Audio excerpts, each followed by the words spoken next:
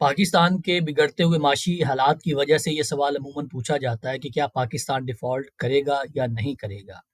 इसी सिलसिले में 2 सवाल भी पूछे गए कि जब पाकिस्तान डिफ़ॉल्ट कर जाएगा, तो बैंकों के अंदर पड़ी हुई पाकिस्तानी करेंसी के ऊपर क्या असर पड़ेगा और बैंकरप्सी और डिफ़ॉल्ट में क्या फ़र्क होता है। इससे पहले कि हम इन 2 सवालों को एड्रेस करें, हमें ये समझना चाहिए कि डिफ़ॉल्ट होता क्या है और क्या पाकिस्तान डिफ़ॉल्ट करेगा या नहीं करेगा। तो मेरा कंक्लूजन ये है कि पाकिस्तान डिफ़ॉल्ट नहीं करेगा। अब इस कंक्लूजन के आर्गुमेंट्स की तरफ आते हैं। पाकिस्तान के डिफ़ॉल्ट करने की खबरों में ख़ास तौर पे जिस बात की तरफ इशारा किया जाता है, वो ये है कि पाकिस्तान के हालात श्रीलंका जैसे होते जा रहे हैं। तो आइए पहले इस कंपैरिज़न को अनफ़ोल्ड करते हैं और देखते हैं कि क्या पाकिस्तान और श्रीलंका के मारूज़ी हालात में सिमिलैरिटीज़ मौजूद हैं या नहीं। आपकी स्क्रीन के ऊपर आपको जो ग्राफ नज़र आ रहा है, ये श्रीलंका का जीडीपी का ग्राफ है। श्रीलंका की जो जीडीपी का टोटल साइज़ था, वो तकरीबन 73 बिलियन यूएस डॉलर था। $100 से भी कम की जीडीपी थी और पाकिस्तान के जीडीपी का साइज़ इस वक़्त 376 बिलियन यूएस डॉलर है। तो पाकिस्तान उससे तकरीबन 4 गुना बड़ी इकॉनमी है। अब इसका मतलब क्या है? इसका मतलब ये होता है कि जितना साइज़ ऑफ द पाई कम होता है, उतना ही वल्नरेबल होता है वो मुल्क। इंडिविजुअल के ऊपर और किसी भी कारोबार के ऊपर भी ये मंतक उसी तरह से लागू होती है, जिस तरह से एक मुल्क के ऊपर लागू होती है। वो बंदा जिसके पास सेविंग कम होगी, वो कंपनी जिसके पास सेल्स रेवेन्यू कम होगा, तो वो ज़्यादा वल्नरेबल होगी और उसके नाकाम होने के चांसेस ज़्यादा होते हैं as compare to the company जिसके पास इन्वेस्टमेंट ज़्यादा है और जिसके सेल्स के रेवेन्यू ज़्यादा है।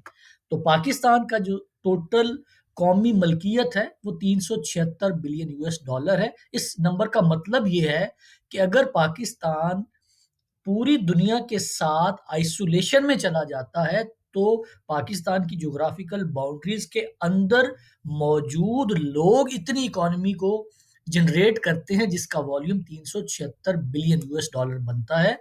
तो कुछ अरसे के लिए पाकिस्तान अगर दुनिया से कट भी जाएगा, तो उसका जो लोकल इकोनॉमी का स्ट्रक्चर है, वो इतना सॉलिड है कि पाकिस्तान के माशी मसाइल को हल करने के लिए उसके अंदर भी इतनी कैपेसिटी मौजूद है।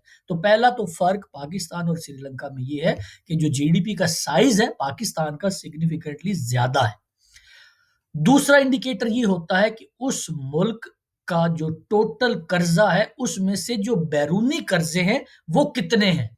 इसकी इम्प्लीकेशन ये होती है कि जब भी कोई मुल्क डिफॉल्ट करता है, तो मुल्क नहीं डिफॉल्ट करता। पहला तो फर्क ये समझ लें कि गवर्नमेंट डिफॉल्ट करती है। इसके ऊपर आगे जाके बात करेंगे कि डिफॉल्ट के अंदर होता क्या है। तो पाकिस्तान का, आपको स्क्रीन के ऊपर स्टेट बैंक की वेबसाइट से मैंने जो डाटा लिया है, पाकिस्तान का जो total external debt and liabilities है, वो हमारे जीडीपी का 39% है। अब डेट और लायबिलिटी का मतलब ये है कि ये टोटल कर्जा है जो कि पाकिस्तान की रियासत ने देना है। मिसाल के तौर पे अगर मेरा कोई बिजनेस है और मैंने किसी फॉरेन बैंक से कर्जा लिया हुआ है, तो वो भी पाकिस्तान की एक्सटर्नल डेट एंड लायबिलिटी में नजर आता है। तो इंडिविजुअल्स का कर्जा, पाकिस्तान के अंदर काम करने वाले इदारों का कर्जा और पाकिस्तान की हुकूमत का कर्जा, इन तीनों को जब मिलाया जाता है तो उसको कहते हैं टोटल डेट एंड लायबिलिटी। तो जो टोटल डेट एंड लायबिलिटी है, वो पाकिस्तान के जीडीपी का 39% है। तो पाकिस्तान की रियासत का जो कर्जा है, पाकिस्तान की हुकूमत का जो कर्जा है, वो इससे भी कम होगा, 39% से भी कम होगा। तो अब अगर हम ये श्रीलंका का नंबर देखें, तो श्रीलंका का जो एक्सटर्नल डेट था, वो उनके जीडीपी का 130% हो चुका था। तो दूसरा जो बुनियादी फ़र्क है पाकिस्तान और श्रीलंका के मारूज़ी हालात में, वो ये है कि जो टोटल एक्सटर्नल डेट है, वो हमारे जीडीपी के साइज़ के कॉरेस्पॉन्डिंगली बहुत ज़्यादा फ़र्क है। तो एक ये भी दूसरा बुनियादी नौइयत का फ़र्क है जो पाकिस्तान और श्रीलंका के मारूज़ी हालात में मौजूद है। तीसरा और एक और अहम फ़र्क ये है, आपकी स्क्रीन के ऊपर आपको नज़र ये आ रहा है कि श्रीलंका की जीडीपी के साइज़ के अंदर जो 3 बुनियादी कंपोनेंट्स हैं जो कंट्रीब्यूट कर रहे होते हैं, वो एग्रीकल्चर है, इंडस्ट्री है और सर्विस सेक्टर है। तो जो सर्विस सेक्टर है, श्रीलंका के केस में, वो primarily was dominated by the tourism. तो जैसे 9/11 होता है और दुनिया के अंदर एक सुपर साइकिल आ जाता है कमोडिटीज़ का और सर्विसेज़ का और प्राइसेज़ बढ़ना शुरू हो जाती हैं, तो ट्रैवल करना रिस्ट्रिक्ट होना शुरू हो जाता है। तो सर्विसेज़ सेक्टर श्रीलंका की इकॉनमी का जो कि 57% था, इसको सबसे बड़ी हिट पड़ी। इंडस्ट्री के ऊपर कोई खास फ़र्क नहीं पड़ा। सप्लाई चेन की डिसरप्शन की वजह से मसाइल वहाँ भी पैदा हुए और दूसरा जो एग्रीकल्चर है उसके ऊपर ऑर्गेनिक फार्मिंग और ऑर्गेनिक जो उन्होंने एक मूव चलाई थी कि हमने जो पेस्टिसाइड्स है इनका इस्तेमाल बंद करना है, इसकी वजह से एग्रीकल्चर के ऊपर भी हिट पड़ा। तो इकोनॉमी को कंट्रीब्यूट करने वाले तीनों जो फैक्टर्स थे उनके ऊपर श्रीलंका ने बुरी तरह से परफॉर्म करना शुरू कर दिया। अब आते हैं पाकिस्तान के केस में। पाकिस्तान की जो फॉर्मेशन ऑफ द जीडीपी है वो तो सिमिलर है, समवॉट सिमिलर है विद श्रीलंका, लेकिन पाकिस्तान का जो सर्विस सेक्टर है that is not constituted from the tourism. ये कॉन्स्टिट्यूट नहीं होता from earning of the tourism. Tourism से पाकिस्तान इतना ज्यादा पैसा नहीं कमाता। पाकिस्तान के अंदर जो सर्विस सेक्टर में प्राइमरीली कंट्रीब्यूट करते हैं वो हमारा रिटेल सेक्टर है, वो सर्विसेज है और हमारी वो बैंकिंग और फाइनेंशियल इंस्टीट्यूशन है। तो इनके ऊपर जो एक्सटर्नल शॉक्स हैं ये कंपैरेटिवली कम लगते हैं। अगर मुल्क के अंदर मौजूद लोग 22 करोड़ अवाम ही पाकिस्तान के रिटेल सेक्टर को, फाइनेंशियल इंस्टीट्यूशंस को इस्तेमाल करते रहेंगे तो हमारा जो सर्विस सेक्टर है ये for the longer period of time sustain कर सकता है। तो जो साइज ऑफ द जीडीपी की फॉर्मेशन में जो कंट्रीब्यूट कर रहे हैं उनके अंदर भी फर्क मौजूद है, इसलिए पाकिस्तान का और श्रीलंका का कंपैरिजन मुनासिब नहीं है। तो कंक्लूजन क्या है? पाकिस्तान डिफॉल्ट नहीं करेगा, पहली वजह तो ये हो गई। दूसरी वजह ये हो गई कि पाकिस्तान डिफॉल्ट इसलिए नहीं करेगा कि पाकिस्तान की जो एक्सटर्नल डेट है वो कंपैरेटिवली कम है, श्रीलंका का वो एक्सटर्नल डेट बहुत ज्यादा था।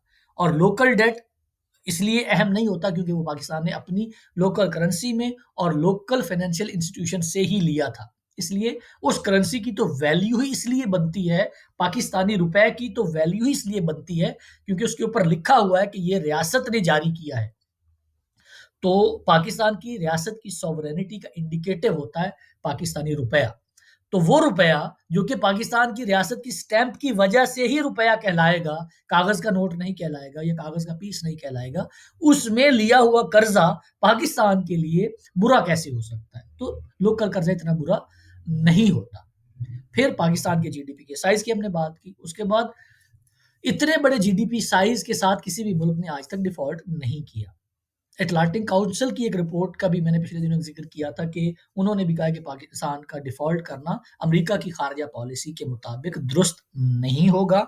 और सबसे बड़ी और अहम बात यह है कि पाकिस्तान इस वक्त आईएमएफ के प्रोग्राम में है। तो अगर पाकिस्तान आईएमएफ के प्रोग्राम में होने के बावजूद पिछले 4-5 सालों से डिफॉल्ट करता है तो ये आईएमएफ की क्रेडिबिलिटी के ऊपर, आईएमएफ के फाइनेंशियल और इकोनॉमिक मॉडल के ऊपर एक बहुत बड़ा सवालिया निशान छोड़ सकता है, जो कि किसी भी सूरत नहीं होने दिया जाएगा। अब आते हैं उन दो सवालों की तरफ जो कि पूछे गए थे। पहला सवाल ये था कि बैंक करप्सी और डिफॉल्ट के अंदर क्या फर्क होता है? तो बैंक करप्सी इंडिविजुअल फाइल करता है, it is a legal process, जो कि जब आप अपने कर्जे अदा नहीं कर पाते तो उसके बाद जो लीगल प्रोसेस होता है कि आपकी जो नेट वर्थ है उसको लिक्विडेट करके जितना भी पे किया जा सकता है वो कर्जा वापस पे किया जाता है। इंडिविजुअल्स ये करते हैं और कंपनीज ये करती हैं। मुल्कों के केस में अमूमन बैंक करप्सी का वर्ड इस्तेमाल नहीं किया जाता। तो this is basically a legal process जो कि आपके डिफॉल्ट डिक्लेयर करने के बाद शुरू किया जाता है। जो डिफॉल्ट है ये मुल्कों के लिए इस्तेमाल किया जाता है। अमूमन जब मुल्क अपनी एक्सटर्नल लाइबिलिटीज को मीट करने से इनकार कर देते हैं तो कहा जाता है कि वो मुल्क डिफॉल्ट कर गया है। और जैसे पहले अर्ज किया कि किसी भी मुल्क का डिफॉल्ट करना इज टेक्निकली उस रियासत का डिफॉल्ट करना नहीं होता बल्कि उस गवर्नमेंट का डिफॉल्ट करना होता है। और कुछ इकोनॉमिस्ट इस एक्सट्रीम पे जाते हैं कि कोई भी मुल्क डिफॉल्ट करता ही नहीं है। It is wrong to use this term कि फला मुल्क डिफॉल्ट कर गया, क्योंकि रियासत इटसेल्फ एक सॉवरन एंटिटी होती है। तो उस सॉवरन एंटिटी का डिफॉल्ट करना उस तरह से नहीं परसीव किया जाना चाहिए जिस तरह से कोई इंडिविजुअल डिफॉल्ट करता है, बैंकरप्ट होता है, या कोई कारपोरेशन बैंकरप्ट होती है। दूसरा सवाल ये था कि अगर पाकिस्तान डिफॉल्ट कर जाता है तो जो पाकिस्तानी बैंकों के अंदर पैसे पड़े उसका क्या बनेगा? देखिए उन पैसों के ऊपर इस तरह से कोई फ़र्क नहीं पड़ेगा क्योंकि वो पाकिस्तान की रियासत की स्टैम्प के साथ जारी किए हुए पैसे हैं और उन पैसों को ऑनर करना और उन पैसों के इक्विवेलेंट जो वैल्यू है वो वापस आपको पे बैक करना रियासत की ज़िम्मेदारी है। इसके ऊपर इनडायरेक्टली फ़र्क पड़ेगा। इनडायरेक्टली फ़र्क इसलिए पड़ेगा कि जैसे ही पाकिस्तान खुदा न खास्ता अगर डिफ़ॉल्ट करता है, तो पाकिस्तान के अंदर ऑयल आना बंद हो जाएगा। जितने भी इम्पोर्ट्स हैं वो बेसिकली बंद हो जाएँगी, तो पाकिस्तान के अंदर हमें अपनी लोकल इकोनॉमी के ऊपर और लोकल प्रोड्यूस के ऊपर इन्हिसार करना पड़ेगा, जो कि हमारी पूरी ज़रूरियात करने के काबिल नहीं है। इसीलिए हमारी इकोनॉमी को इम्पोर्ट लेड इकोनॉमी कहा जाता है। तो जब बाहर से चीज़ें आना बंद हो जाएँगी, तो जो एक डिमांड साइड से एक पुश पैदा होगा और सप्लाई होगी नहीं, इसकी वजह से मुल्क के अंदर चीज़ों की कीमतों के अंदर बहुत ज़्यादा इज़ाफ़ा होगा और महँगाई की एक शदीद लहर आएगी, जिसमें हो सकता है कि इस वक़्त जिस चीज़ की कीमत ₹1,00,000 है, डिफ़ॉल्ट की सूरत में वो हो सकता है 10 लाख तक पहुँच जाए।